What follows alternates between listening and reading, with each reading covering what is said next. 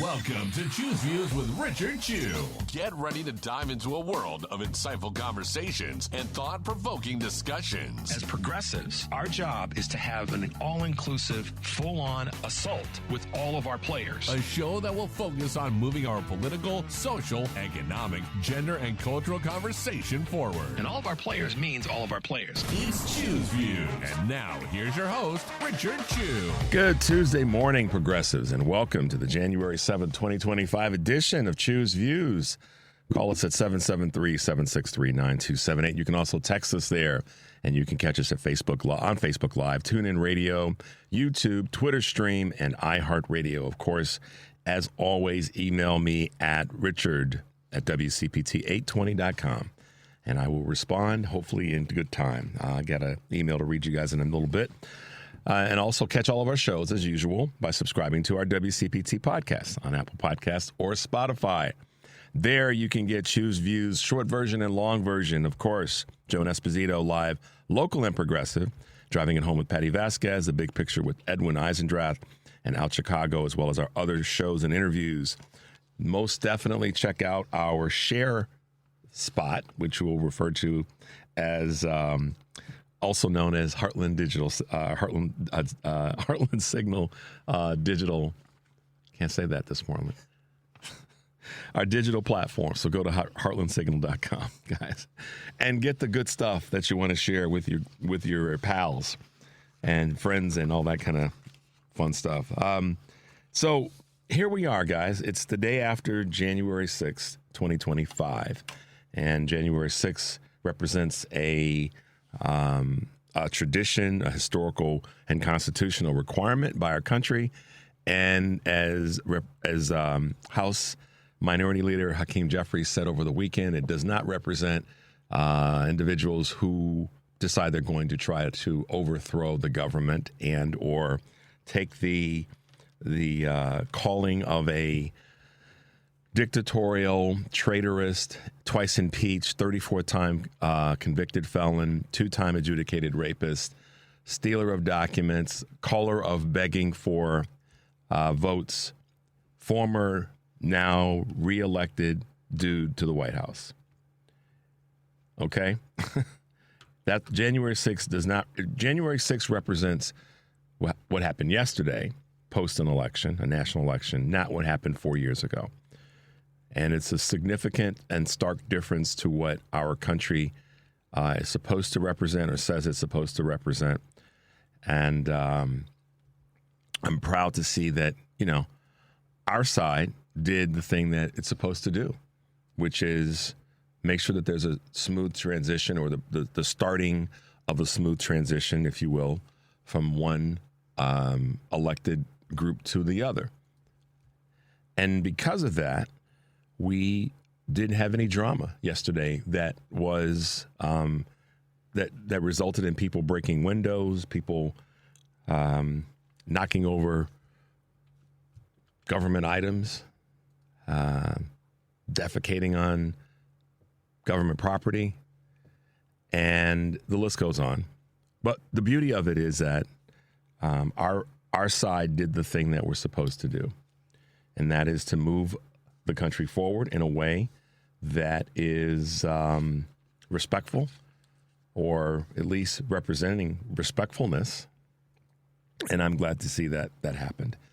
I heard the comment that because Democrats are weak, that Trump got away with all that he did, and I don't fully agree with that. I understand that Democrats can stout up a little bit. That's not there's no new news there. But that's not the reason that, Democrats, that's not the reason that Trump got, quote unquote, reelected. What the bottom line reason is an indirect but direct connection to what did happen yesterday during some of the proceedings as it relates to this transition of power, transition of government. And oh, by the way, I can't wait to talk about something that President Biden did that's got 34X CF triggered. But the reason, the connective tissue as to why this election and and I'm talking about the national part of it in terms of Senate, House, and, of course, presidency, really went the way that it went is because people allowed themselves to believe or they told folks that this election was about the price of things and that certain groups of people didn't get talked to, et cetera, et cetera. We know the conversation. And it really wasn't about that. It wasn't about Dems didn't talk to enough, folks that are the diner folks in America. Maybe the message should have been even broader, if anything, to, like I said yesterday, reach all people and not, going after or messaging to microgroups is important, but a broader based message. All of those things could be that's got to be part of the lesson learned, as would be the case with any time you don't win something. I'm down with that. I get that. And we have to do that to change, to go forward and win and take back the things that we did not secure this time around. But when it comes to what happened and what took place right before the election, during right before the election date in 2020, and what took place leading up to January 6th, all those items are the reasons that, some people want to say the Democrats are weak, and I don't agree with that. It's in its entirety. There needs to be some sharpening of the tools, absolutely. Sledgehammers brought, absolutely, and I mean that in the best of ways. But I'm teasing this for a reason, because the reason ultimately that Vice President Harris didn't get elected as this next presidency is because of this country's inherent bias and biases. That's the reason why. And one of the better examples, I won't say best because that's maybe conclusive. One of the better examples did take place. And although there weren't any folks breaking in and tearing up and all those other things that happened on January 6th in 2021, what did happen yesterday that shows the ugliness of the country, and certainly represented by specific people, is the husband of Senator Deb Fischer from Nebraska. That's, to me, what he did or did not do, depending on, what tense you want to go in speaking to this. What happened there was the example that people in America and people throughout the world need to see about who our country has always been and hasn't changed except for these micro movements. And all the folks that tried to excuse it have lost their damn minds. What he did yesterday by refusing to shake the hand of Kamala Harris when his wife was being sworn in as a senator from the state of Nebraska is an example forward, right in your face, of the racism, sexism, bias, elitism, and all the other isms that we could throw out about what's wrong with our country. And I'm saying this as a citizen first that understands, even in the worst of scenarios, and this is something that my wife reminded me of, you show decorum, you show respect for another person, irrespective of the title that they have, you show respect. So she reminded me of that. So I have to give her kudos there. And then from there, I get to throw on my logs, which are racism, sexism, elitism, privilege, and the whole list of isms. And I want to hear from you guys on that. I want to hear how you guys responded to this, how you saw this, how it made you feel, and what it made you think. The husband of Senator Deb Fischer from Nebraska refused to shake the hand of the Vice President of the United States of America. And it ain't like he has not been here before. 4 years ago, he shook Mike Pence's hand and joked around. He shook Joe Biden's hand in, previous years. So it's not like he doesn't know what's supposed to happen. And I understand that people want to throw out, well, he had a cane in his hand, and there's all kinds of ways to acknowledge somebody. He didn't even look at her, Devin. He glanced over like you got cooties or something. It was childish. It was, and here's the other part too. He disrespected two women. That's how I'm seeing it.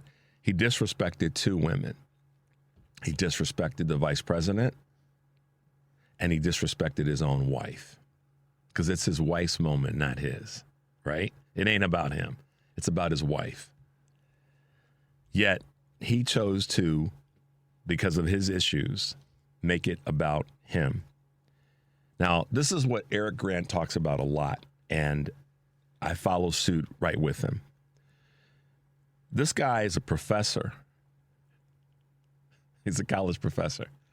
So imagine if you are a young, aspiring woman that's brazen and smart and just wanting to, win the universe, and he's grading one of your papers, right? Imagine that. Imagine if you're a young Filipino, LGBTQ white male, young African-American male, young Hispanic male, the list goes on, and he's grading your papers. How's that going to settle with you? And nobody's going to convince me, and I'm not being bullheaded, no one's going to convince me it was because of the cane or fumbling with the Bible and all that garbage. It wasn't because of any of that. Because if it were because of that, he would have looked at her and sort of given some sort of my hands are full kind of thing. It's not like he hasn't walked with the cane and had to open a door and switch the hand. You know what I mean? You navigate. It's not like he's crippled and he can't walk. He got up there fine. And if he couldn't move, she reached out her right hand, so the corresponding hand would be your right hand. And if that's where the cane was and he couldn't navigate that, he could have taken his left hand and, at least fist pumped her or something. But he put his left hand, which had been relieved of where he'd been relieved of the Bible, in his pocket. Yeah, he did. It's on video. So for all the people who are out there saying, well, but Richie had a cane, you've lost your damn mind. You're just excusing, once again, arrogant, selfish, privileged, narrow-minded white male behavior. You can only see this. This is one of those moments. This is like this is the January 6th moment, 2025, where people tried to say that they were that the people that invaded the Capitol were there for a tour. We saw with our eyes what they were there for and what they did. So in the same vein, if you think for a minute that I'm going to believe that this dude couldn't have navigated the cane in the Bible to shake the vice president's hand for a celebration of his wife being sworn in, then you're part of the problem. That's the reason that Trump got reelected, is because you don't have the temerity to say, no, that's BS. Sorry, but not. So that's where I'm starting today, because we thought we had gotten through January 6th without any drama this time around. But to me, this is as ugly as it could be, because he wouldn't shake the hand of the vice president of the United States, who is a woman of color, and he made it about himself, not about his wife. So he disrespected her as well. But she's probably used to it. That's why she's married to him. Okay, 773-763-9278. Yes, this is Choose Views, and we'll be right back.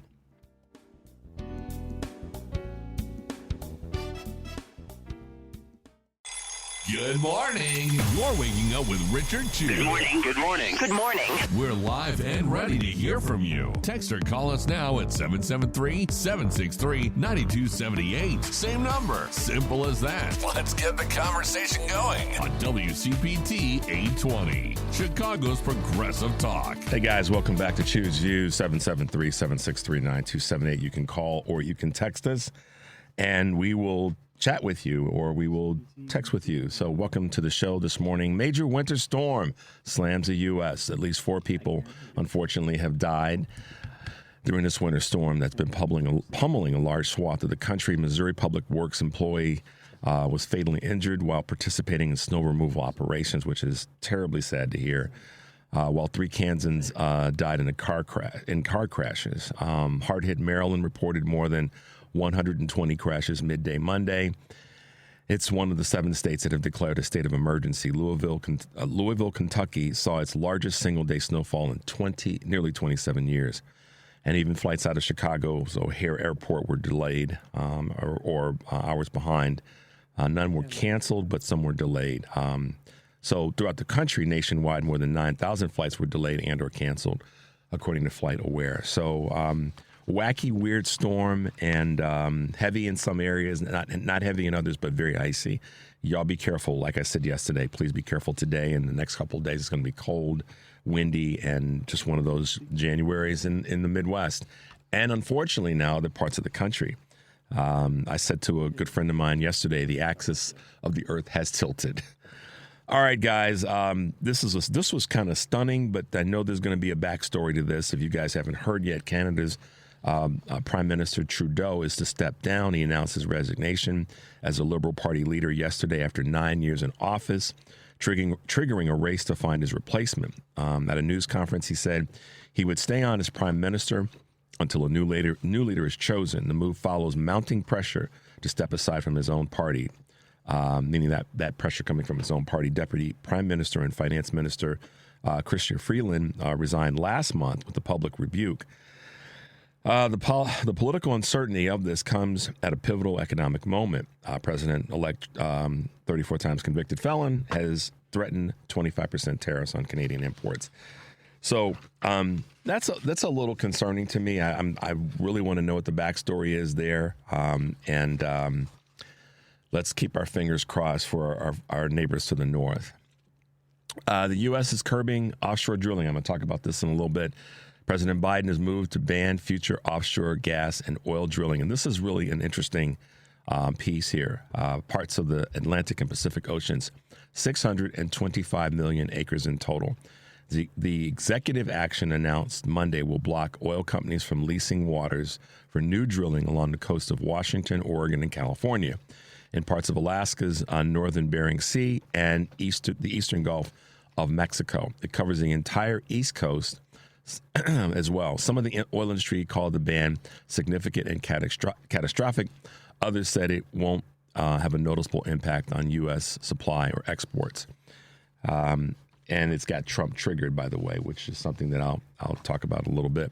U.S. Steel and Nippon sue to save the merger. They want that to move ahead. They did move ahead They want that to move ahead, be able to move ahead. As they have this planned $14.1 billion merger, which President Biden did block last week. The two companies revealed yesterday that they'd filed a lawsuit opposing President Biden's move in a D.C. Court of Appeals, and in a separate suit in Pennsylvania targets rival Cleveland Cliffs and the president of the U.S. Steelworkers Union. The steelworkers say they've proven their merger, quote, will enhance, not threaten U.S. national security. U.S. steelworkers, meanwhile, are worried that their jobs may be at risk if the deal fails. Nippon had promised not to cut output at U.S. steel facilities.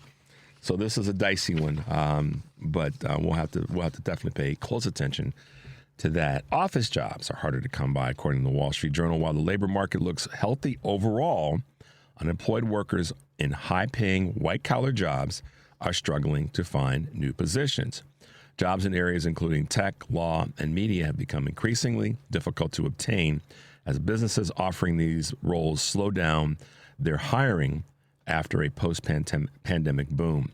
Some companies are replacing office jobs with AI, while others are merely aiming to be leaner.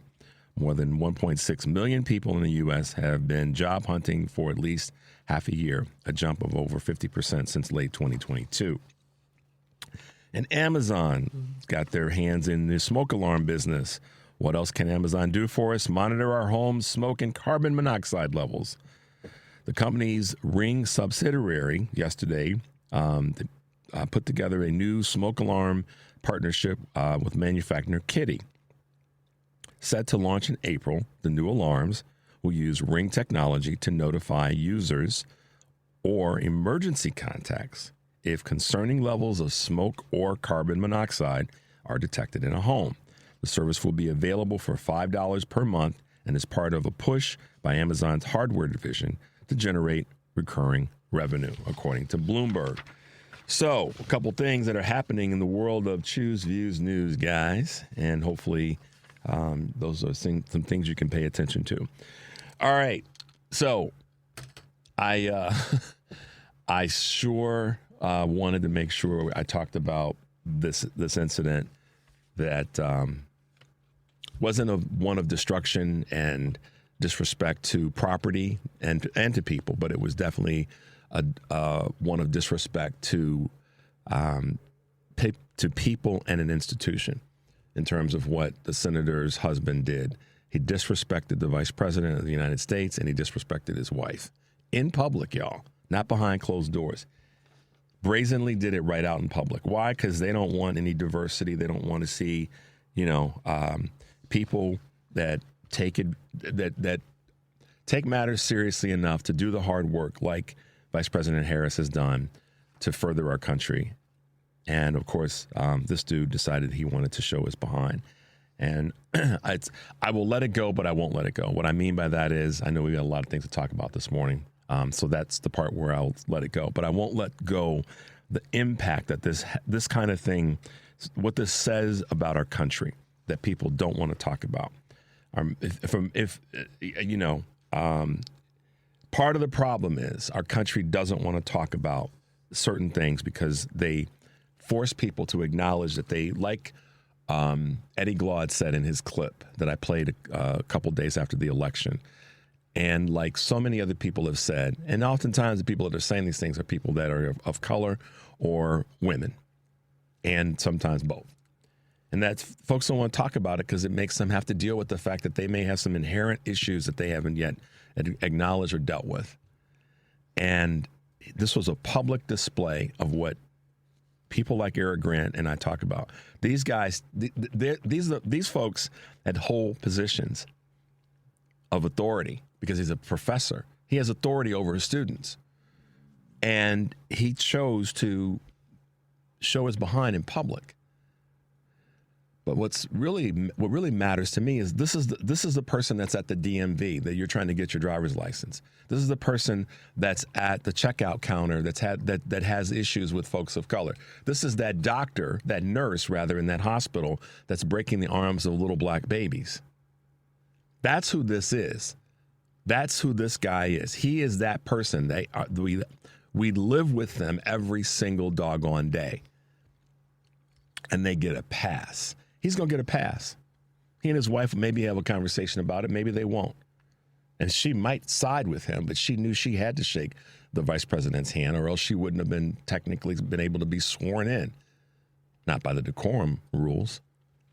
But Senator Deb Fischer may be proudly happy. They might be sitting around sipping, cocktails that he did that and that he dissed her that way. He totally disrespected.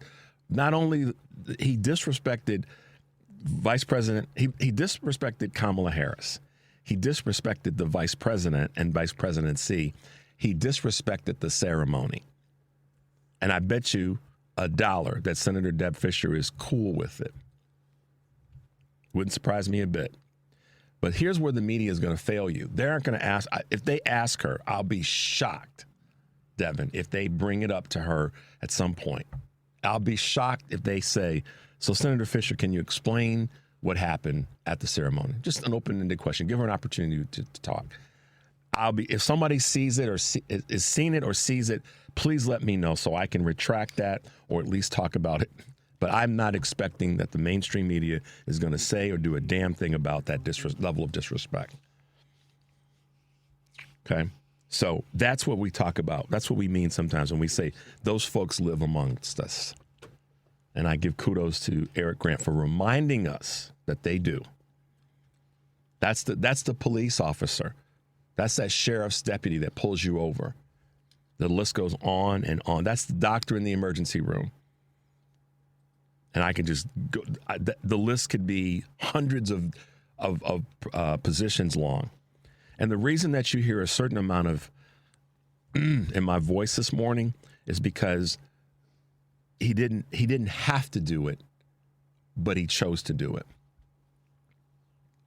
And so when people ask why there are folks that are still frustrated and they're not going to get over their frustration from the election, it's because of things like that.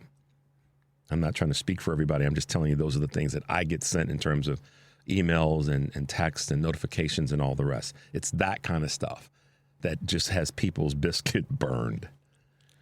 So we're going to grab your calls. I know you guys are out there. I know they kind of lit up real quickly this morning. The number is 773-763-9278. This is Choose Views, and we'll be right back.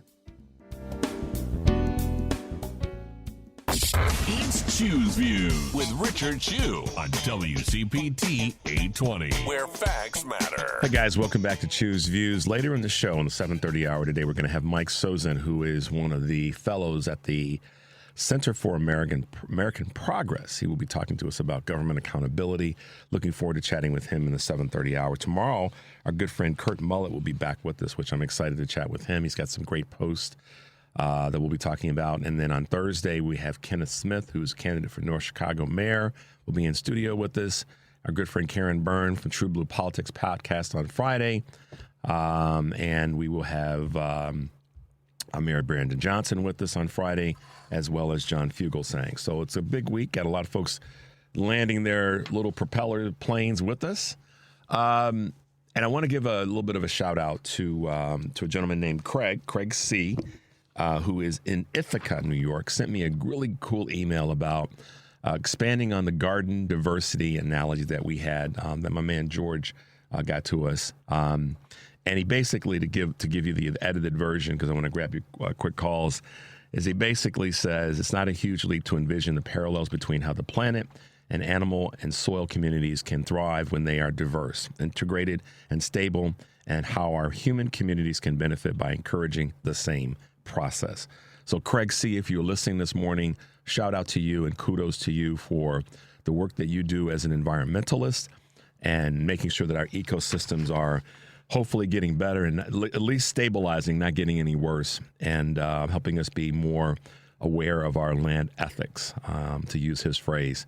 But Craig's in just outside of Ithaca, New York. So right on, Craig, and thank you for listening, and thank you for sending me that wonderful email. I appreciate that. Also, a couple of items just to cover. We know that our late President Jimmy Carter is we're going through the funeral services that started on Saturday down in Georgia and making their way to the Capitol. And so today the president they'll be departing and heading to the Rotunda, and then we'll lie in state tomorrow, and then depart the U.S. Capitol by motorcade on Thursday. So just to kind of give you guys a little bit of update there.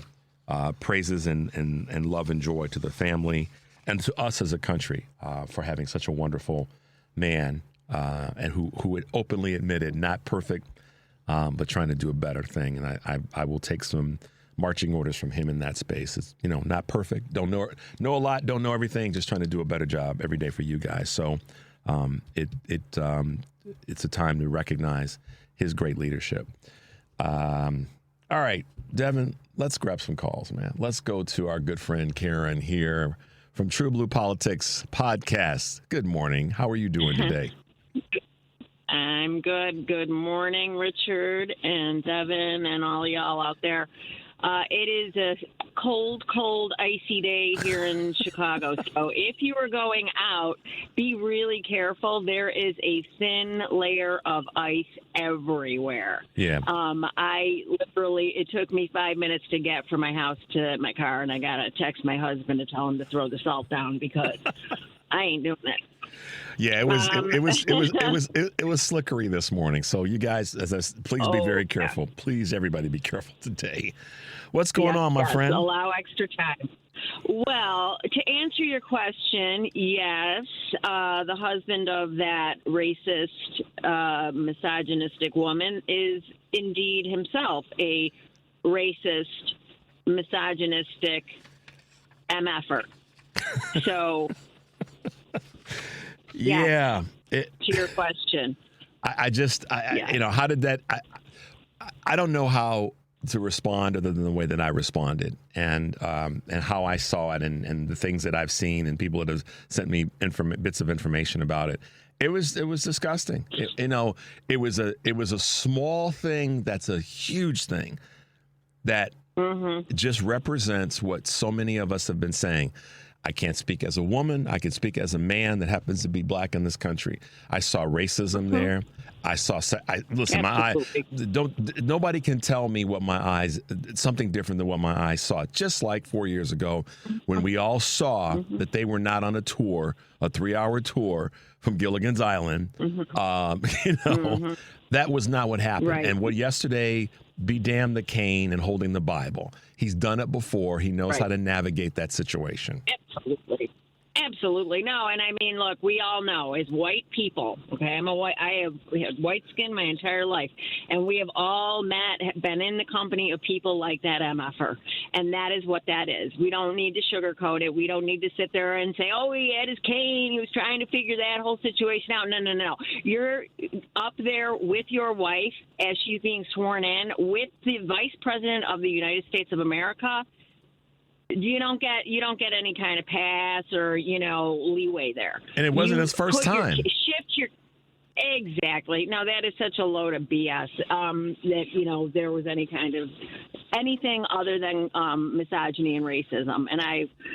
And he put his other hand in his pocket. Even so, that says it. Yeah. Like, exactly. How many times have we all been in a situation where you had a drink in your hand or whatever, and a person comes to shake your hand and you can't navigate the normal handshake, so you at least acknowledge them, even a fist pump, an elbow bump.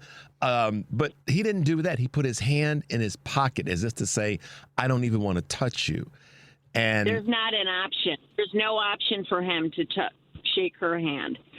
That's what that was. And F him and F every single person like that. And I'm telling you, white people, we need to, if you have not gotten comfortable with disrupting racism, sexism, whatever, you need to start doing it. Men, all men out there, you all need to start disrupting it because it is way past time. And if we don't start getting real about this stuff, I mean, in a larger sense, okay? Like, I think there's been some awakening in the last, certainly since Obama, that, as white liberals, no, it's not over. This is not a thing of the past. Racism is not a thing of the past. And so and I can speak as a white woman, we need to do a better job at disrupting this and maybe not being the most popular person in the family, maybe not being the most popular person at the parties, whatever. In your friend groups, I don't care. We have got to get comfortable with getting uncomfortable and really call this stuff out. And because there are so many things that are happening, the obeying in advance. I sent you an article, Richard, and I'm sure you've already seen it. McDonald's is now the next company that is bowing to pressure to do away with its DEI policies. So here we are, and this is how it's going to go. So here, if you have to stuff your gullet with fast food stores, Burger King is pretty much the only game that I can find out there on the Goods app. And by the way, Portillo's, and this breaks my heart because I am addicted to the cheese fries on occasion. I will get them. Portillo's Portillo's, our beloved Portillo's right here, gives largely to the Republican Party. Yep. So it's a wrap on that for me, too. I have a list of the companies that there's some additional information around companies that have contributed to this craziness and this garbage. But see, Karen, and everybody that's listening, this is something that Eric Grant and I have been talking about for years, and that we go after the politicians regarding their decisions, their votes, their positions, and all this. But we should have been, and now people I hope are starting to realize that we have to, progressive liberal Democrats, have to go after corporations, because corporations are the ones that are writing the checks and giving a pass based on who they get behind. And who are those corporations led by? I've said for a long, long time, don't just be upset with the people on the camera with mainstream media that are spewing this garbage. Complain to the C-suite. You know why I know it works? It's because remember when, what was the woman's name who was the spokesperson for the RNC? Ronald McDaniel got the job at MSNBC. And not just me, but I certainly felt like I was out front saying the next morning, don't worry about getting upset with MSNBC's folks on the camera. Call, and I had a list of the people that were affiliate C-suite people. That's what we have to do. So we could be upset with Deb Fisher or her husband. Let's find out the companies that are writing checks to them. And if we're doing business with those companies, maybe we need to redirect where we're spending our money. Why can't, if McDonald's has decided that they're gonna back away from this because they're gonna punk out in this space, you know what? I may have to pass on McDonald's for a while, and I have no problem with that. And maybe the money goes to a local burger shop than to this big chain anymore. And that's how we have to wield our power, you guys. We have to wield our power just like that. So, yeah, Karen, it's right in our faces, and people got to be, I love your phrase, you got to get comfortable being uncomfortable. And if you're not the most popular person anymore, you're popular with yourself because you're being honest and true to your values. Give me a call. We can have a whole community of people that are not the most popular person in their immediate circles, okay? I mean, then we become I don't care. Then we become our own group of popular people. Sorry. There you go. There you go. We have got this is enough. Enough is enough. You know, we have each other. We all listen to WCPT. We all listen to you, Richard, and because I am a loyal listener, I do remember you calling on people to contact and the people to contact in the C-suites at NBC. And you know, we have a great lineup and a great group of people. We just had our Zoom meetup. We do it bi-weekly for all the Stephanie Miller fans, and I had my walking group on Sunday, and there are people out there. Form your groups, form your new circles, because we have a lot of work to do, and we cannot be bogged down by being around people in the company of people that are gonna just completely throw us off our game and hurt us, hurt our emotional well-being, our mental well-being, etc. So we need to just find each other, make your circles. That's right. Make your own circles. Karen, thanks for the call this morning. Yeah. I knew you might have something to say about this. Have a good day, dude. All right. You too. Love you guys. Talk to you soon. All right. Bye. Okay. Bye-bye. All right, let's go to a quick break. We'll come back. We'll get more of your calls. The number is 773-763-9278. This is Choose Views, and we will be right back. It's Choose Views with Richard Chew on WCPT 820, Chicago's Progressive Talk. Hey, guys, welcome back to Choose Views. A couple of texts that I want to read to you guys.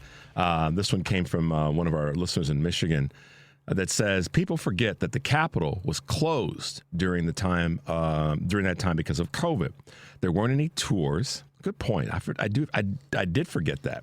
Also, this man is meaning the husband of the senator, Mr. No Handshake, is also it says that this man is not against women being successful because he's obviously okay with his wife being sworn in. He's a bigot. Wow. Huh, good point, Michigan. Let's see what else we got.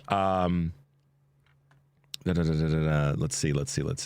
Yeah, we got to be careful with how and where we are running our ads. Okay, I get that. I understand what you're saying.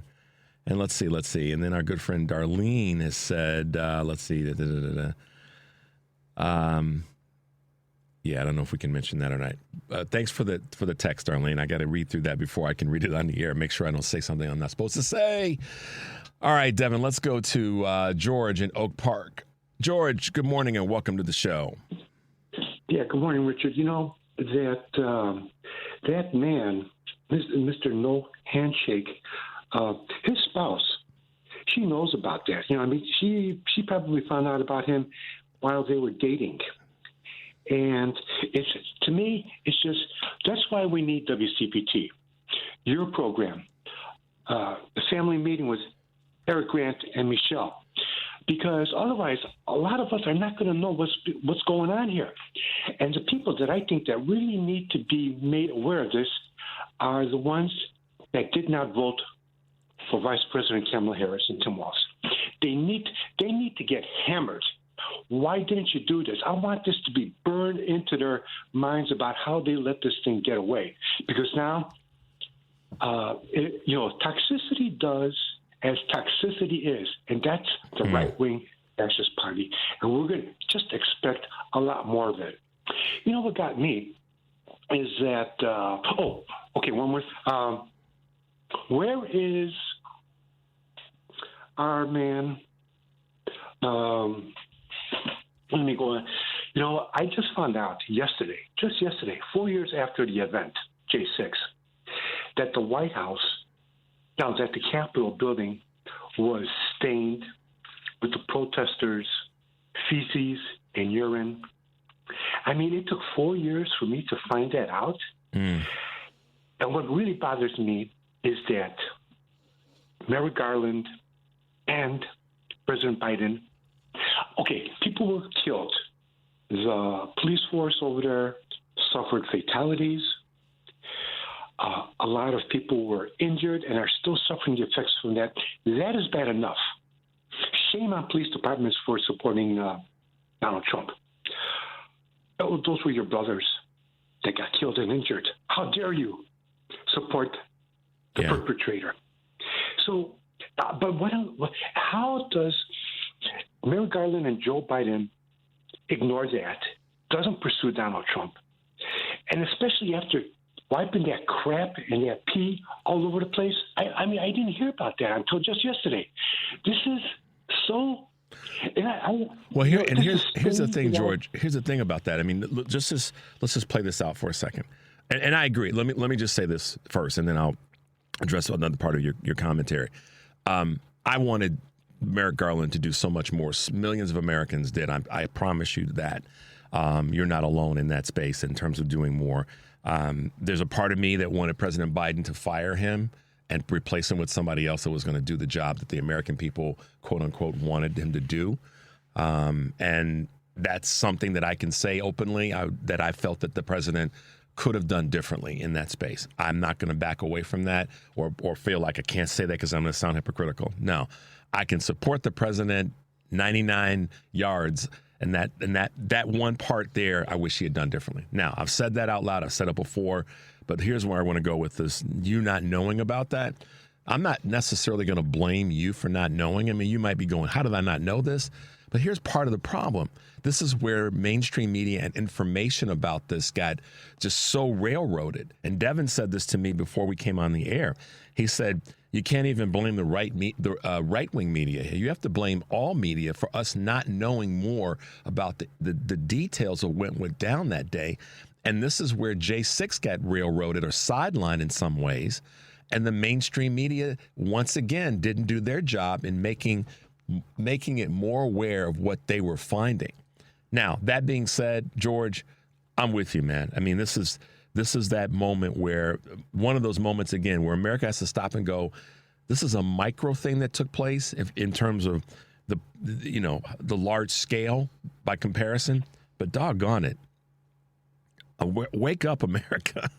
This is what we've been trying to tell you. This is what we've been trying to tell you for a long time. There are monsters in the doggone closet that have moved to inside the sheets, and they're right there with us. They walk amongst us. Where is Will Smith when we need him? The day that his wife got insulted by Chris Rock, and in a setting that was broadcast nationally, and Will Smith, when it sunk into him, said, "Hey, wait a minute, what the hell is Chris Rock talking about my wife like that for?" And he walked up to Chris Rock and he slammed him in the face. Yeah, risking his career. He did, in the name of his spouse and the name of his children. And that's what Will Smith did.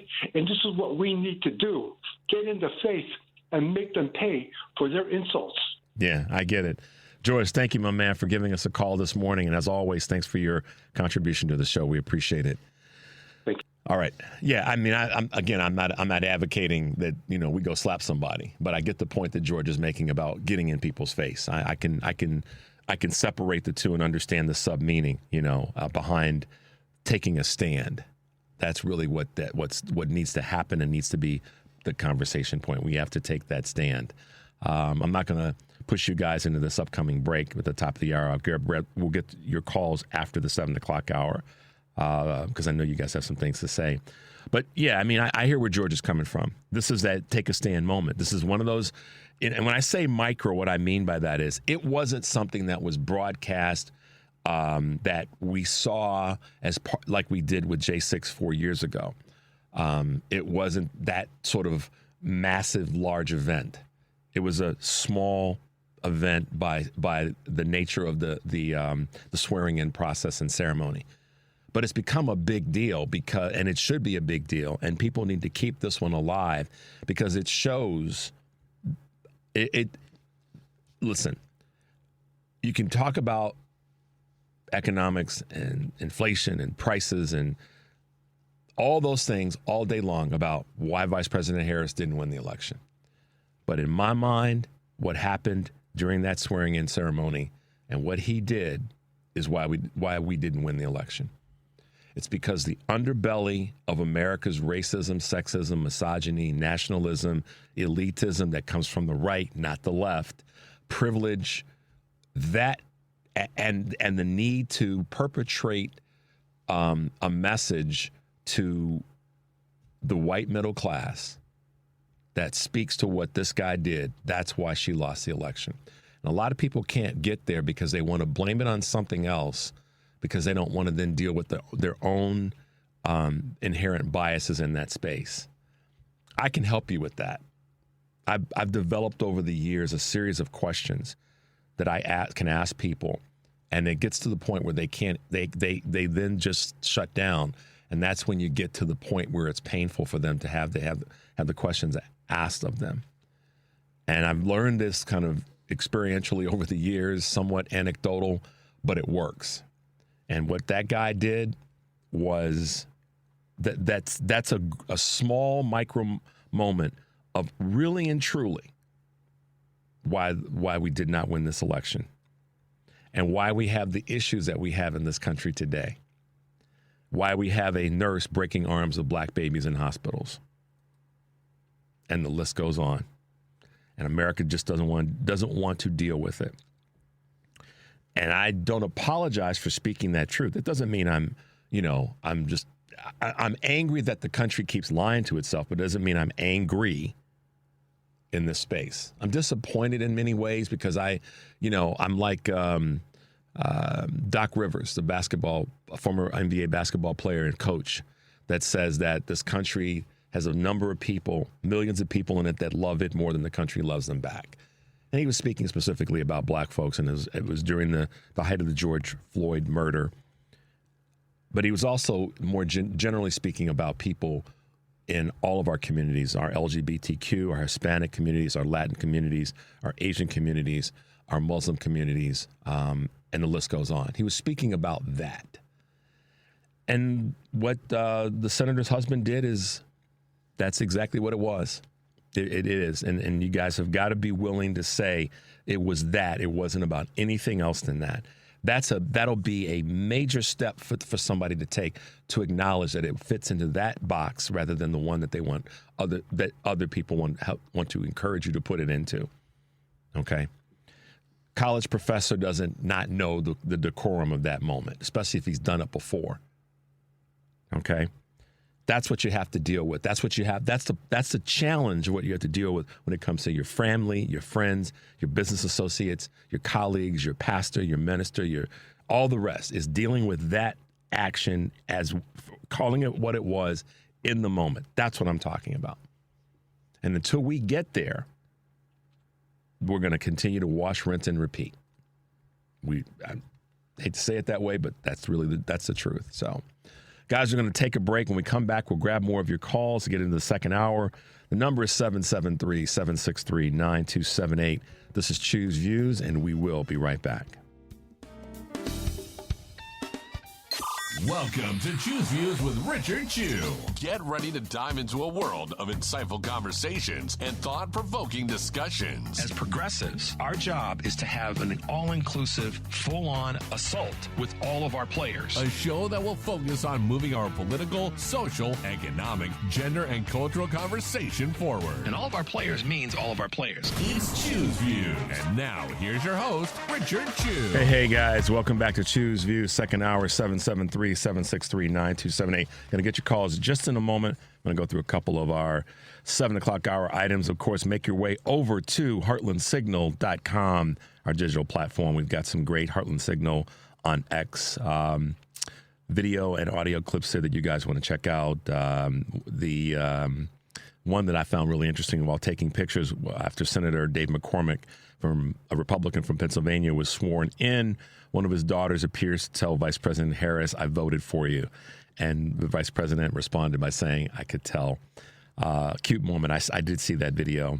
And there's others that you guys should check out. Alyssa Slotkin, our Democratic senator in Michigan, brings a group of almost 40 family members to her ceremonial swearing in, which was cool to see. So make your way over there, guys, to check out the work that we have at heartlandsignal.com. And also, as normal on our weekdays today, particularly 2 to 5, Joan Esposito has guests that will include Chicago Tribune investigative reporter Ray Long, Salon.com's Amanda Marcotte, and Heartland Signal's Rich Eberwine with 3 stories that you might have missed from our digital newsroom. So make your way over there, live, local, and progressive, and definitely check out Joan weekdays 2 to 5 here on WCPT 820. And then in case you need a ride home, guess who'll be driving? Patty Vasquez, driving it home. We'll be taking your calls and talking to WHBY Out of the Box host Ben Caminos, driving it home with Patty Vasquez weekdays 5 to 7 here on WCPT. And guys, guess what you can do?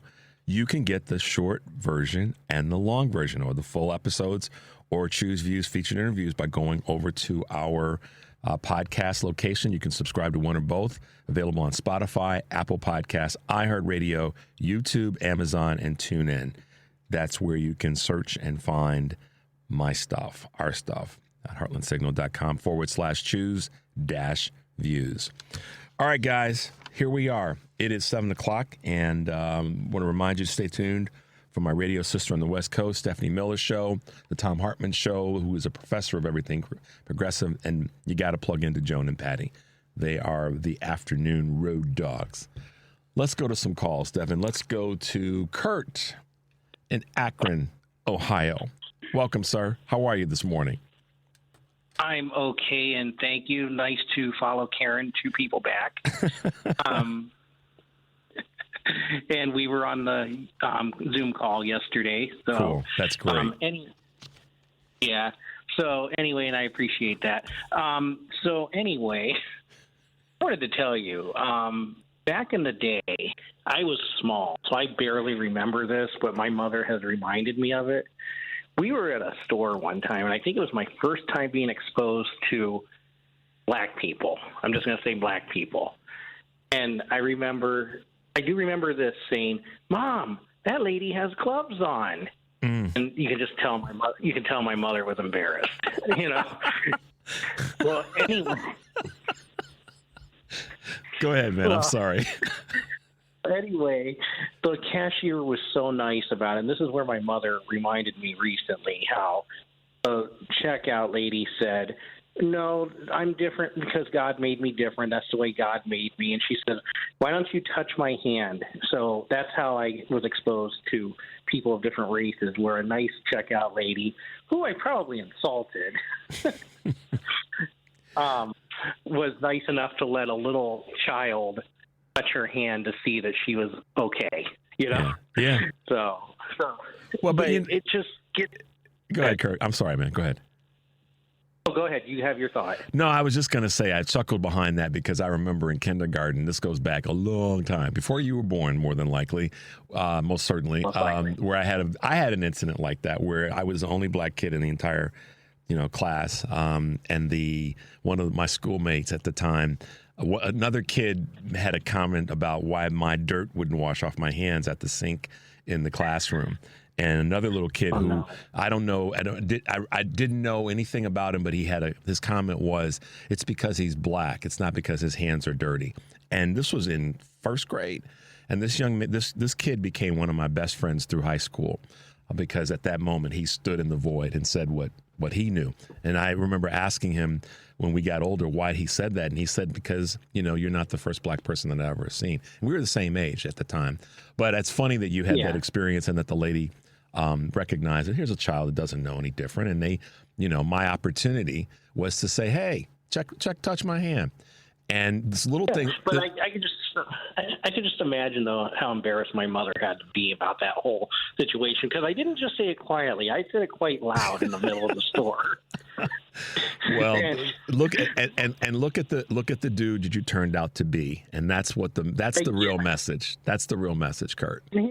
And here's the thing, and I texted this to you, how it's not the racists that go out and parade their bigotry on TV. I have no problem with those people, because at least they have the guts to show their bigotry and how stupid they are. I mean, God love them for expressing their stupidity to the world.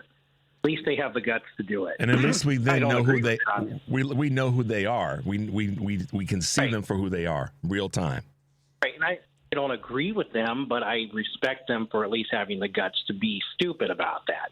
What I'm more afraid of are what you said, people like doctors, teachers, nurses, real estate agents, police officers. I mean, we're going to be talking about this next week. I don't want to give too much away, but some police officers are now starting to build local armies to go knock on doors in the next couple of weeks.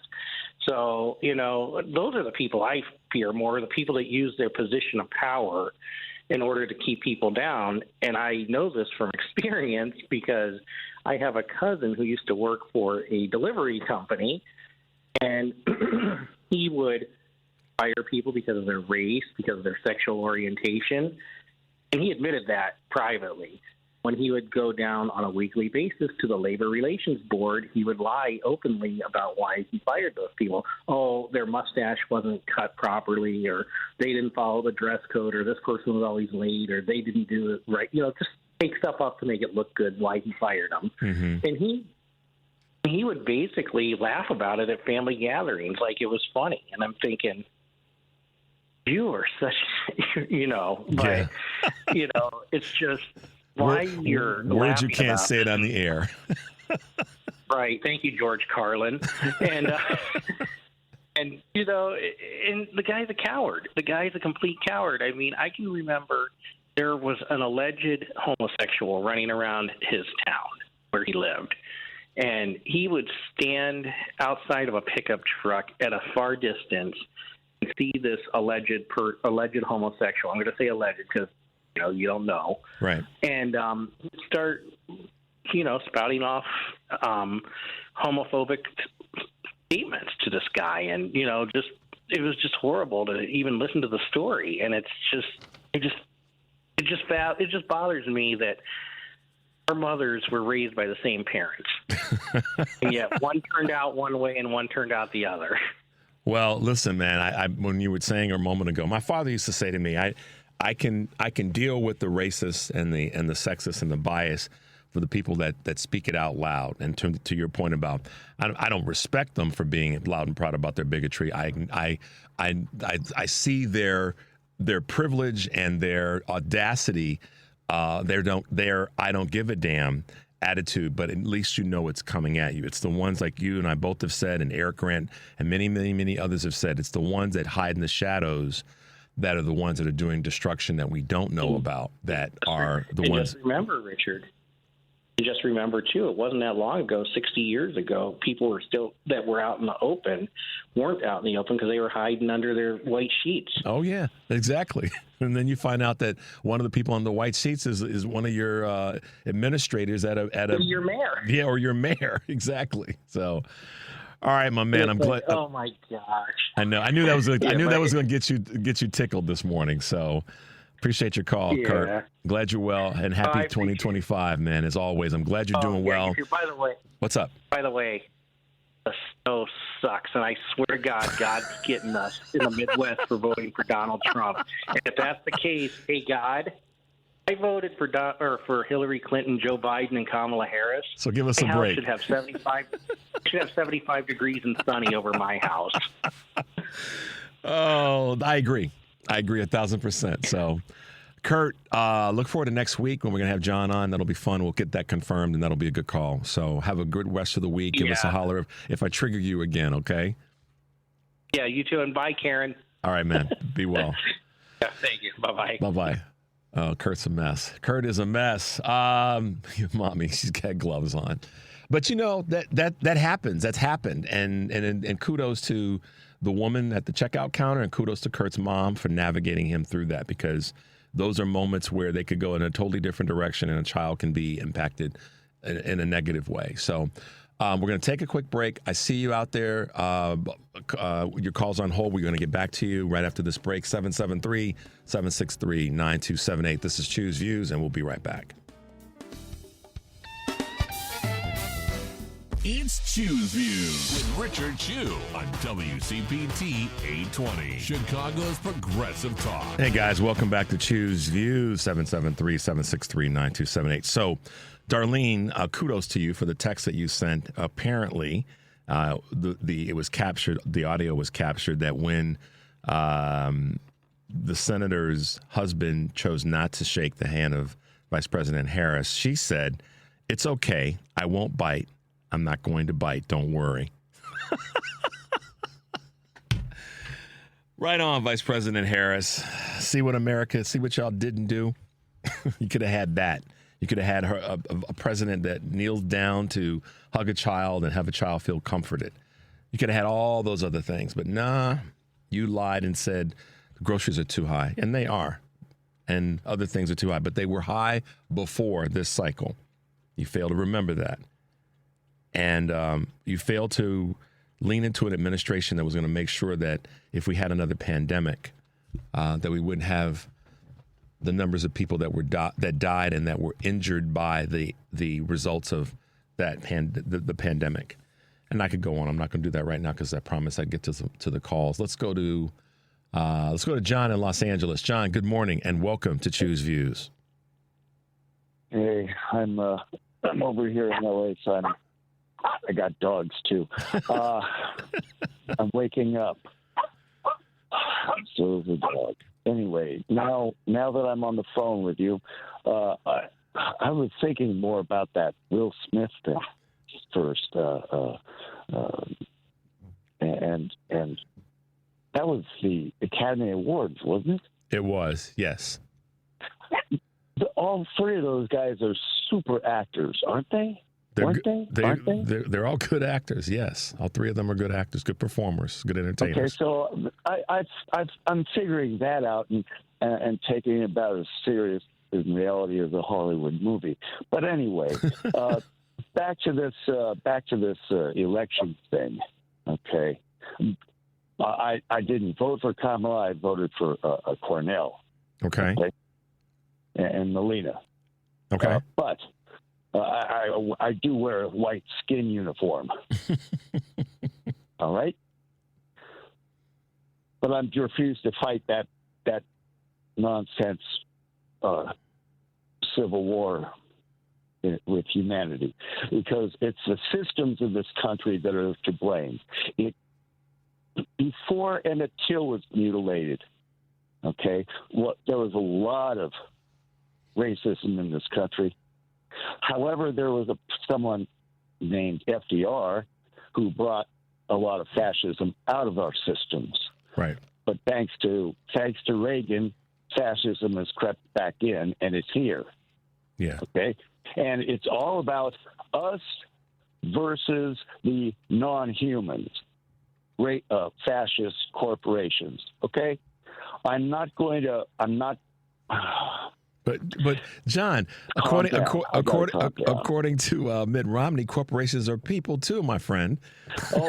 Corporations are corporations are groupings of people, just like pods are groupings of whales, or murders are groups of crows. They are not crows, and groups are not people, and the Citizens United are not citizens. Yeah. They are groups. It's groups. They are not humans. They are anti-humans, actually.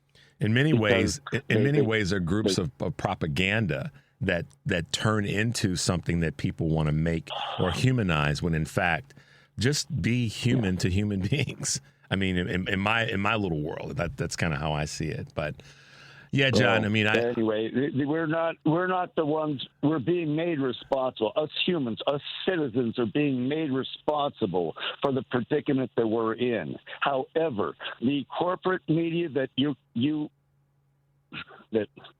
talk about, okay, whether it's the corporate Musk media or whatever, the systems of this country have divided us and made us responsible because they've separated us from each other. And they keep on dividing and conquering us. And it's about time we take, not with a red MAGA hat, take this country back and make it finally right. Or great again. But at least make it finally right. Because it's making it great again. It was never great to begin with. It was never ever great. And a lot of people have gotten that twisted to understand when we say it wasn't great, never has been great, in the sense that that's not denigrating necessarily the country. It's saying we got some issues that people just don't want to deal with to fix. So, John, let me tell you, I love this country. I'm a patriot per se, but I hate this government. I hate the ones who controlled it all along. It hasn't been a democracy, and the sooner everybody realizes it's never been a democracy, maybe then we'll become one. It definitely has to be leaned into and talked about. John, thank you. I got to get to another call because I'm trying to squeeze one in before we get to our guest. Thanks, John, for calling from Los Angeles, and take care of those dogs. No, I mean, listen, we've asked the question a bunch of times, and I know John was fitting in a couple different thoughts there, but it's early in California, so we give him a little bit of space. He's not wrong. You know, the country's got to deal with the non-greatness of the country and the ways in which systems, justice system, we could start there. Our economic system, our educational system, the list goes on, got issues. A lot of times you get comfortable as a country or an individual or a group, to John's point, and you don't get stuff done. That's kind of where we've been for way too long. Let's go to Naomi. We're staying on the West Coast in Santa Monica, one of my favorite places on the planet, Santa Monica, California. Good morning, Naomi, and welcome to the show. I'm not joking. It just is. I know my way around Santa Monica, like somebody that some Chicago should know their way around. You could spin me around. I can tell you where we are in Santa Monica. I love Santa Monica. What's going on, Naomi? Welcome to the show. Yeah, I'm very lucky to be here. Thank you. Should I take you off my speakerphone? Yeah, it'll be a little bit cleaner without the bounce of the echo. Okay. All right. There How you are go. you? I'm good. I mean, both of us are wide awake, but you're 2 hours ahead of the game out in Santa Monica. What's going on this morning? Don't ask. Don't even ask. I'm having a crazy night. But anyhow, the thing about our country is this democracy never existed. It was aspirational. It never existed, and we did not ever do the job that needed to be done to create a democracy. Well, the powers that be, I go back to something that John said about, governments, organizations, groups have always wanted, in large measure, it's one of the reasons that the Civil War became what it was, is that the country has always wanted to have a hierarchy and have those in power be the ones that ruled. I mean, we're just not only wanted to, it did. Well, yeah, I guess that's. I mean, one of the things that I always come on. One of the things that I always there were slaves. Yeah, there were slaves. There were Indian natives. I mean, it was always a hierarchy. There always has been. Our job was to eliminate that as much as possible, but in order to do that, we had to admit what was going on, and we never did. We have always been in denial. And that is the problem. But you know what? I don't think it's too late. I don't either. I think, listen, Naomi, here's one of the things that I want to say to your point. And I said it earlier in talking about the situation with the senator's husband. That is a real-time, perfect example of what the country and how some people have reacted to that.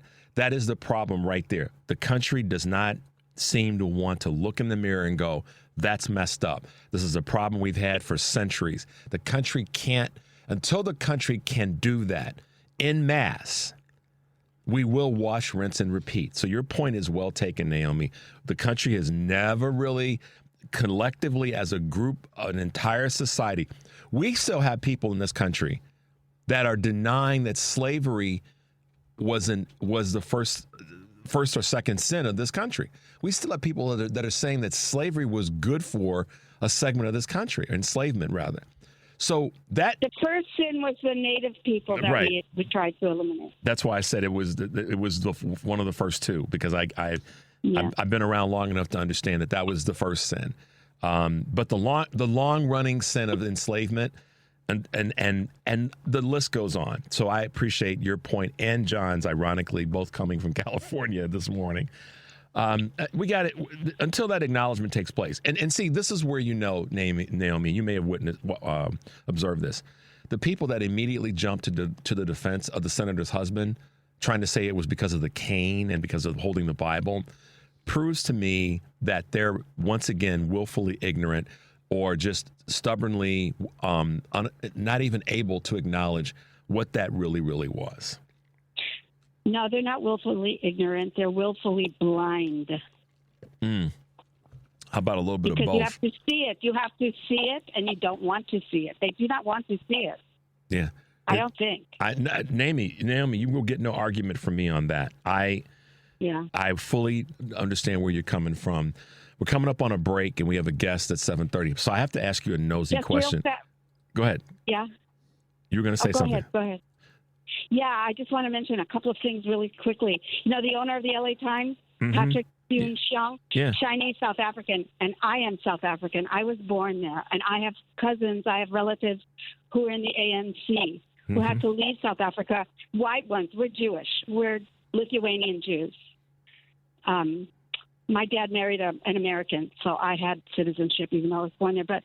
So I'm the only one in the family, just about, of all the cousins who doesn't have the accent. But anyway, he is South African. He is in league with Thiel and Musk. And I am so concerned about this South African connection. I know. I've been talking about that for weeks, if not months now.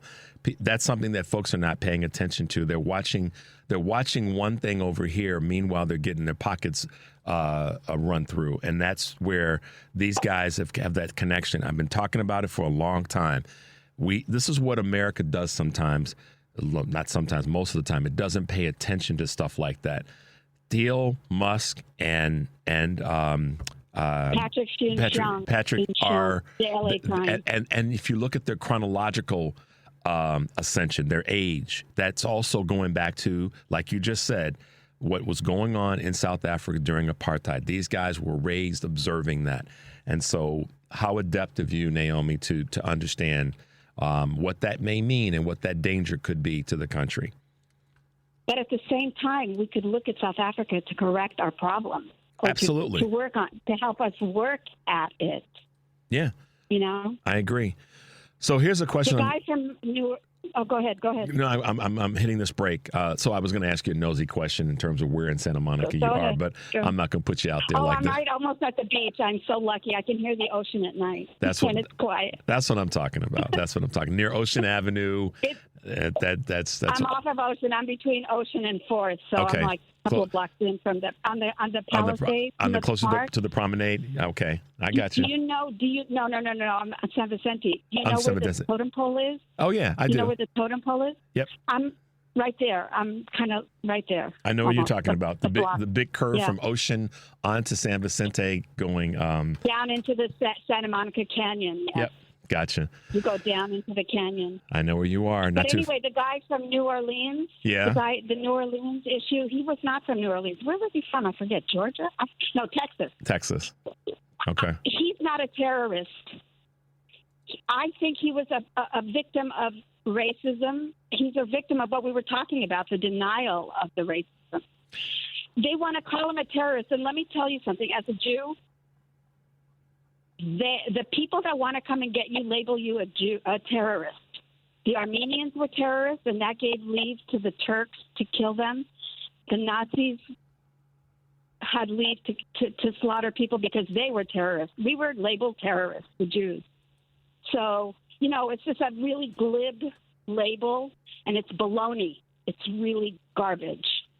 Yeah, I think it's not saying it's a complicated situation. It's right in front of us as to what it really is. So he's no terrorist. He was. What he did though.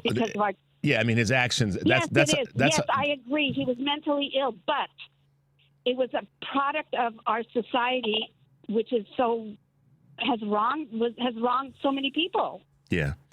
Naomi, I have got to go to this break. Okay. I appreciate your call, and I'm glad that you shared some enlightenment this morning. And make sure you give us a call back. I'm glad you know where I live because it's absolutely gorgeous up here. Thank you. And I love your town, too. I came to visit your town. It was fantastic.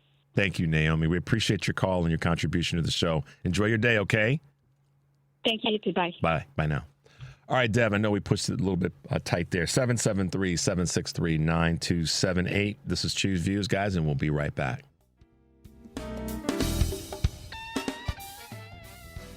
Welcome back to Choose Views with Richard Chu on WCPT 820, Chicago's Progressive Talk. Hey, guys, welcome back to Choose Views, 773-763-9278. So listen. We had a couple calls back to back, and one of the things I want to say before we bring on our guests is I don't jump down people's throats unless they say something that I think is insulting. And one of the comments was that one of our callers voted for Cornel West. Okay, a lot of people did. I'm not going to jump down their throat for that. I don't agree with it. And I didn't think it was, I heard it and I didn't miss it.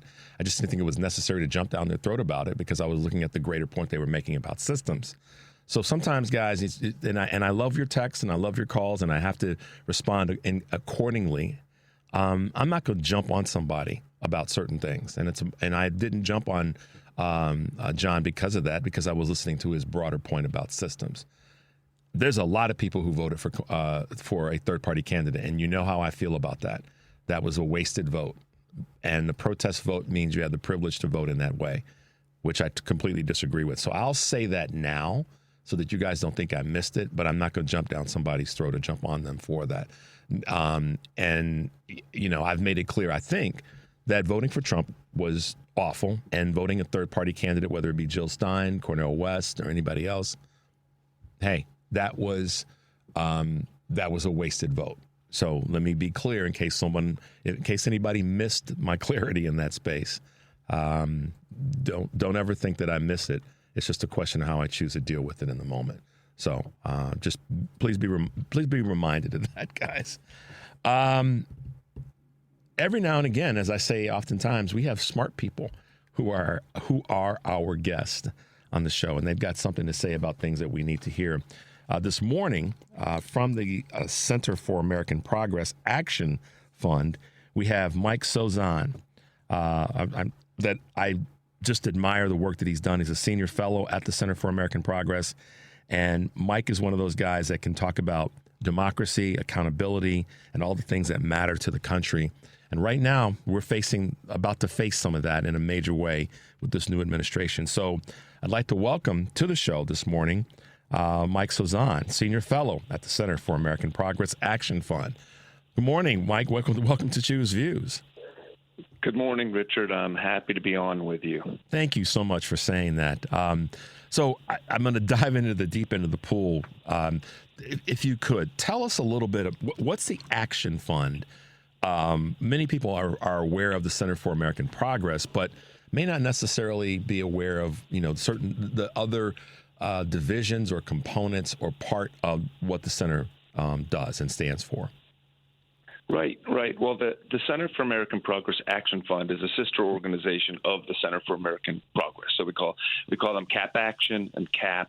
They're both doing interrelated work. I wear hats for both of them. The main distinction is that CAP is the C3 part of the organization, a nonprofit, nonpartisan, and CAP Action, also a nonprofit, can do a little more partisan work. So today I'm here kind of in my role with my hat from CAP Action, where I can talk in a little bit more partisan way. We are both wings of the same bird are all about trying to find ways to make life better for everyday Americans, policies that make sense, that are often progressive, that are about really helping people achieve the American dream. That makes sense, because a lot of times, again, I don't pretend to know all this. That's why I'm asking you the question. So, all right, you mentioned partisan. I want to ask you a question that's not partisan, but it's just I think a lot of people that follow progressive politics and listen to what we talk about have this question. So you, at some point, were part of the Justice Department. Is that correct? That's right. Okay. So what the hell is going on at the Justice Department right now? I mean, what are we going to look like as we go forward, man? Well, I think the Justice Department is about to undergo a big upheaval with the incoming Trump administration.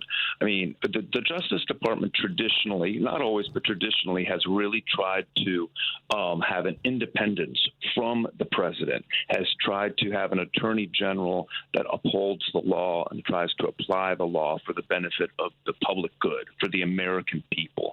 And Joe Biden actually tried to really uphold that principle and really tried to give Merrick Garland, the attorney general, some independence. In fact, I think it was frustrating to a lot of people how much independence Merrick Garland had and how much running room Joe Biden gave Merrick Garland to make his own decisions. I think we're about to undergo a sea change with the incoming Trump administration. I think that Trump has outwardly said that he wants to assail his political enemies, that he wants to use the Justice Department to exact political retribution on people, that he wants to settle political scores via his attorney general. He's nominated somebody who is an extreme loyalist to him. Her name is Pam Bondi. You'll remember that his first nominee for attorney general to run the Justice Department was Matt Gaetz, who had to withdraw his nomination. He was such a laughably terrible and corrupt nominee. And I'll also mention, most of your listeners probably know this, of course, but the FBI is housed within the Justice Department, and the FBI has incredible powers to investigate political enemies, to investigate everyday Americans. And Trump has nominated a man named Kash Patel to head the FBI, who is so outside the mainstream, so dangerous, and believes things like the FBI was responsible for the January 6th insurrection. That's who Trump wants to put in charge of the FBI. This is not going to be a good thing for the American people, for law enforcement, for our nation. So I'm going to thank you for that, and I'm going to come back to it. It's interesting, this whole thing around deporting people and getting rid of citizenship in terms of, how birthright citizenship is authored and then implemented. It seems as though two of the people that are talking about or trash talking our systems happen to be those who are maybe on the cutting edge of if their birthright citizenship would qualify. That being one you just mentioned, Kash Patel. Reports are coming out that that there's something that might be a little bit hinky in his aggregation into this country. And right. I mean, so my question is, giving that tease, my question is, what are the states going to be capable of doing? And I'll lay it out this way. Here in Illinois, we have a strong governor in J.B. Pritzker, and we have some strong officials here in the state of Illinois. A few weeks ago, Tom Homan came in to Chicago spewing garbage about Mayor Johnson, the city's mayor, and Governor Pritzker being the S word, they S. And so what happens when some of the federal authorities come in or try to come in and say, we're going to do this, this, this, and the other? What do the state authorities and the state legal system have as a firewall against that? It's a mixed bag. I mean, the states can act as firewalls in various different ways.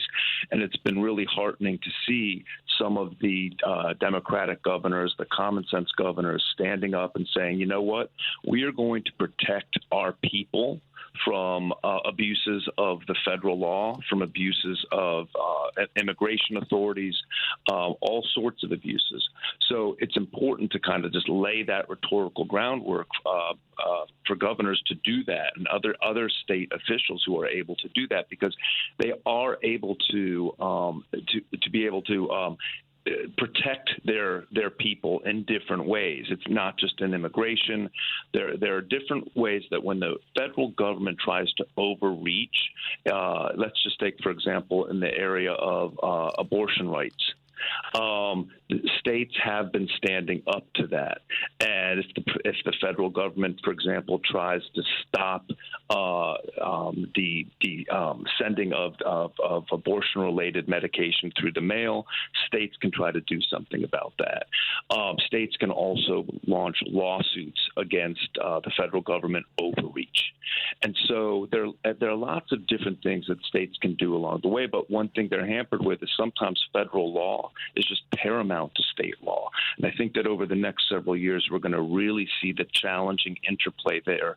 And for states that are aggressive, we're going to see them trying to push back through all their means, through legislation, through litigation, even ways to mobilize their people to stand up against federal overreach. So, and thank you for that clarification. And we're going to have you back again, because this is a space where you've definitely laid the groundwork with the work that you've done and the CAPS reports that you put together. So, early part of last week, Chief Justice Roberts came out and said, basically, I'm paraphrasing, "Hey, Donald, don't try to change too much stuff. Don't try to go too hard on rulings." And I asked this question. First of all, I said, well, John Roberts needs to shut the hell up, because he helped create the monster and then gave the monster tools, i.e. immunity, to wield. So now, he turned him into a king, basically. Right. So now he's telling the king, hey, shut up, or don't do this, don't do that. So I'm coming to you what you just said about what the states can do in terms of galvanizing within a state, and then maybe multi-state galvanization between, Illinois and a New York, a California, Colorado with Governor Paulus. What happens if there's multiple states that get together and say, almost in a class action manner, that the federal government doesn't have standing in certain areas? Do you think that the court system will give those cases the opportunity to be presented?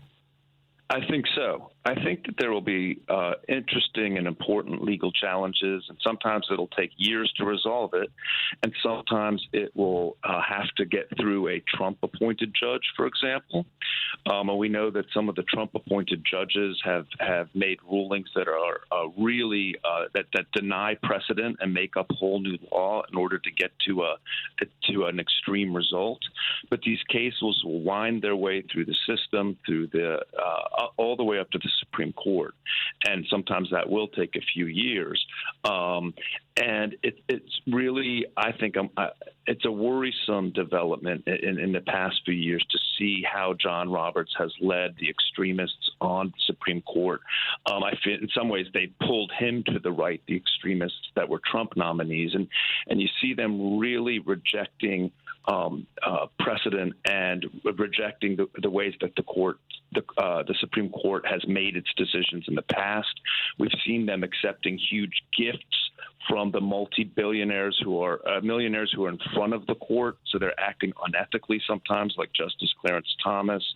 And so I worry about the decisions that are going to continue to come out of the Supreme Court, and I feel that sometimes the court is bending the law in order to reach a result that they know that Donald Trump will want. And I think that's also a reason that trust in the Supreme Court has plummeted in the last few years. American people usually had great trust in the Supreme Court compared to other governmental institutions, and that's been slipping away.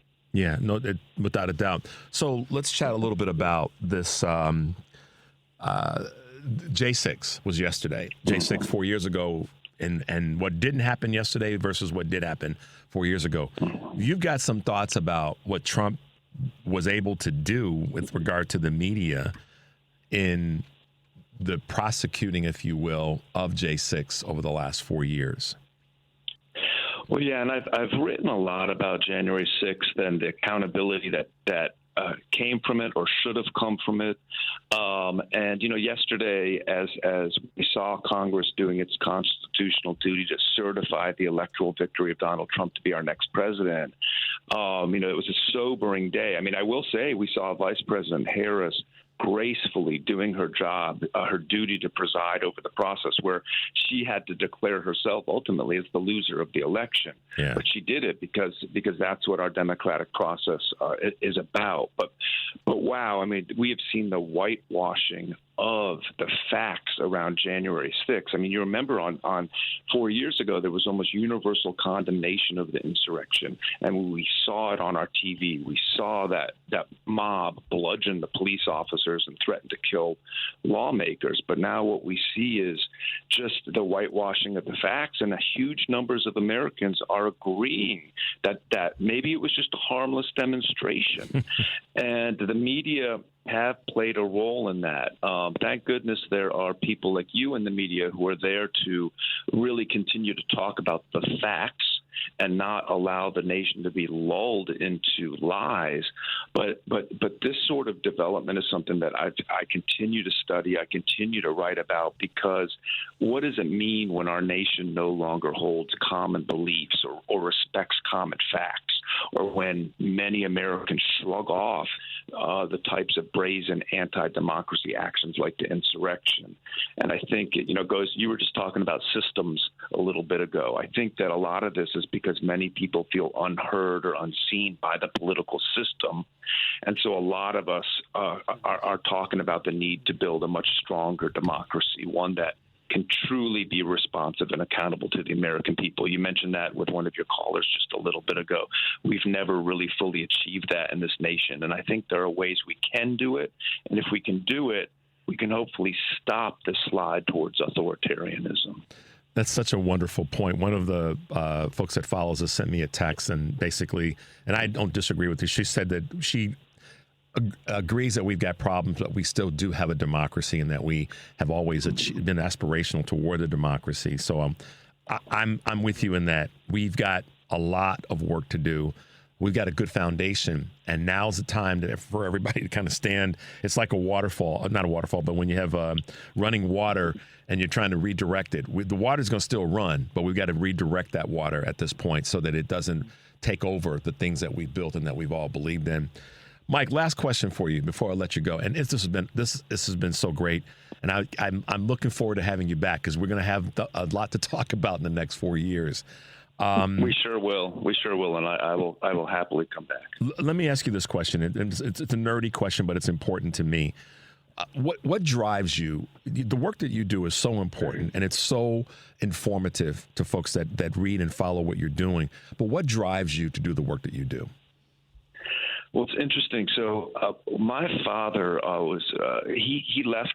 He escaped Hungary in 1956, which they were having a revolution then, trying to overthrow communism. He came to the U.S. as a refugee, and he really instilled in me his love of this nation, even with all of its challenges. And later on, when I grew up and I got a law degree, I realized that I kind of wanted to give back, and I didn't want to necessarily go the corporate route, although I did that for a few years. But I worked in public service. I worked for the Department of Justice, and then worked for many years on Capitol Hill, including a chief of staff to a senator, and now kind of in the nonprofit space, working on these policies that are all about just trying to make life better for everyday Americans, trying to aspire to a higher ideal.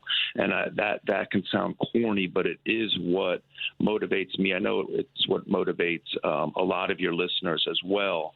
And so even during these, the challenging times, and even when I see our nation kind of backsliding away from our principles, there's still the fight in me, as there is in so many people. And you look, I come from I have led a privileged life here, and I recognize my privilege, and I think that it's important for everybody to stand up, especially on behalf of people who have been marginalized in our society, and help to lift them up. So I'm in the fight for the long haul. And I just appreciate people like you and everyone out there who recognizes that although there are the challenges, the country is strong. We can build a strong democracy. There are ways out there to do it, to make sure that our government and our democracy are responsive and accountable to people. And hopefully, the optimist in me thinks that several years from now, with some hard work, we will be able to take a big stride forward. Well, I appreciate you as well, Mike, for being with us this morning, but in a greater sense for a couple of things. One, the work that you do and will ongoing be part of your work and your legacy, and I plan on hopefully being a part of that in my little show that we have here. And also, kudos to your pops for kind of giving you that North Star in terms of what he believed and what he saw could be part of your life and the work that you've been doing. So I appreciate you being with us this morning and look forward to having you back in the future. Thanks so much. I appreciate being on as well, and we'll talk soon. All right, Mike. Have a great day and happy 2025. We'll talk soon, man. Be well. Okay. All right. Bye now. All right, guys. Mike Sozan, just what a brain. He said I'm kind of nerding out a little bit, but I get where he's coming from, and I appreciate what he had to say. And there's work to be done. He made that clear, and I've said it as many times as I can. There's work to be done. But one of the things that he said, I've said, and it's been part of what we talked about today, is we have to acknowledge that there are issues and then set a path that we can go forward in to get these things done. And so I appreciate Mike being with us this morning, senior fellow at the Center for American Progress Action Fund. If you Google his name, you'll see the work that he does and the importance of it. A couple of texts that I want to kind of acknowledge, and I appreciate everybody that's texted me this morning. A couple of people have gotten after me a little bit, so I got big shoulders, and I'm glad that when someone says something that you're not quite cool with, that you put it to me so that we can talk about it. So shout out to you, Nancy, for your commentary about our democracy. Shout out to Texas for what you had to say about third-party voting. I'm with you, guys. Listen, we run at full speed sometimes during the show, so we can't always get everything at the moment that we need to. But I come back and try to do my cleanups on aisle 7. I said before that we know that the vote in this last election skewed toward racism, sexism, misogyny, nationalism, bias, privilege, status quo. We know that probably more than any other election, and certainly in my lifetime. So it's not that, I'm not going to deny any of that, and I'm going to speak to it. And what I saw in this video of the senator's husband and what he did is a representation of that right now. Can we fix our democracy? Absolutely. We have to. We have no choice. Do we have a standing democracy? Yes, we do. Has it been a democracy that's had major flaws and holes in it like Swiss cheese? Absolutely. And do our systems fail us many times, like John from California said? Yes, they do. And that's the challenge. It starts with this, guys. Trust me when I say this. It starts with acknowledging that we have these issues and we have these problems. And then you could say, from a positive standpoint, the challenges. It starts there. The country has not ever